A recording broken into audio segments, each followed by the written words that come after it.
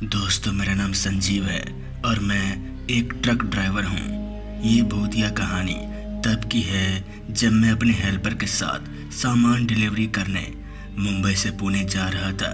समय गुजरता गया। मैं हाईवे पर तेज गति से ट्रक को भगाए जा रहा था। उस हाईवे पर इक्का दुक्का गाड़ियाँ ही मौजूद थी, जो काफ़ी हैरानी वाली बात थी। उस समय रात के तकरीबन 11 बज रहे थे। तभी हमने देखा कि दूर हाईवे पर एक बूढ़ी औरत खड़ी थी, जो लिफ्ट मांगने का इशारा कर रही थी। ये देखते ही मेरा हेल्पर बोला, उस्ताद, ट्रक मत रोकना। ये सुनते ही मैं गुस्सा हो गया और बोला, अरे कैसी बातें कर रहा है तू? देख नहीं रहा वो बूढ़ी औरत है? शायद उसे किसी मुसीबत की जरूरत हो। फिर मैंने अपने ट्रक को रोका और उसके पास गया। वो औरत मुझसे मदद मांग रही थी। उसने कहा कि उसका घर पास में ही है, तो कृपया उसे छोड़ दे। मैं उसकी बात पर विश्वास कर दिया और उसको अपने ट्रक में बिठा लिया, जो कि मेरी सबसे बड़ी गलती थी। वो औरत मुझसे बातें करने लगी।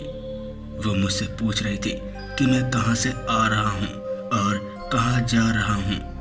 मैंने उसे सारी बातें बता दी कि मैं मुंबई से पुणे सामान की डिलीवरी करने जा रहा हूँ। मैं अभी इतना कहा ही था कि तभी वो औरत कहती है कि यहाँ से दाएं ले लो, बस पास में ही उसका घर है। जिसके बाद मैंने बिना देरी किए हुए उस रूट की तरफ ट्रक को मोड़ दिया।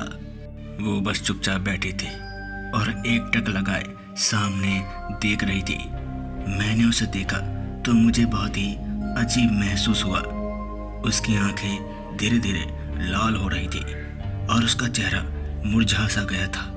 मैंने सोचा कि शायद वो बीमार हो गई है या फिर डर गई है। मैंने पूछा कि आप ठीक तो है ना? फिर वो मुझे देखकर बोली, हाँ ठीक हूँ। लेकिन वो अभी जल्दी से घर पहुंचना चाहती थी। ये बातें बार बार वो बोले जा रही थी। समय बीत रहा था।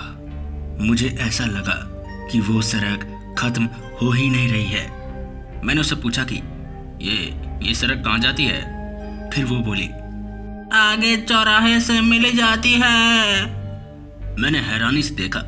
मैंने सोचा कि ये बहुत अजीब बात है। इतनी रात को कोई औरत दूर क्यों रहेगी?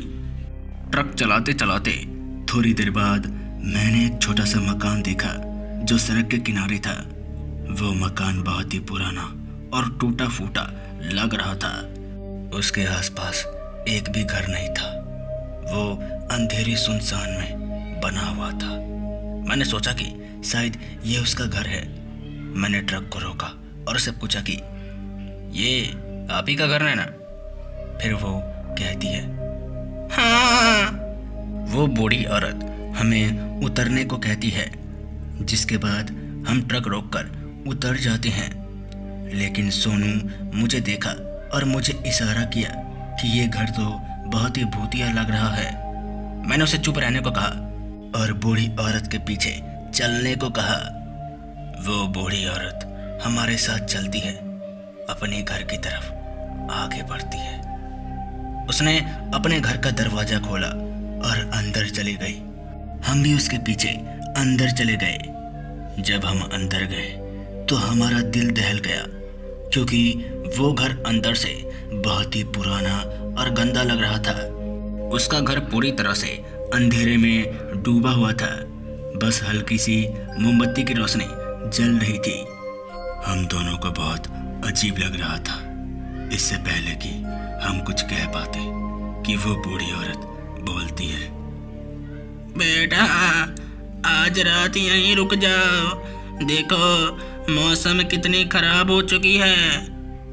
ये सुनते ही मैं गुस्सा हो गया और बोला, अरे ऐसे कैसे रुक जाए? कल तक हमें सामान पहुंचाना है। तभी हमने जो देखा वो देखकर हमें अपनी आंखों पर विश्वास नहीं हो रहा था। हमारे पैरों तले जमीन खिसक गई। दरअसल हमने देखा कि उस बूढ़ी औरत के पैर मुड़े हुए थे। इसके बाद हम समझ गए कि ये कोई आम औरत नहीं है, बल्कि एक डायन है और हमें अपनी जाल में फंसाकर मौत की घाट सुलाना चाहती है।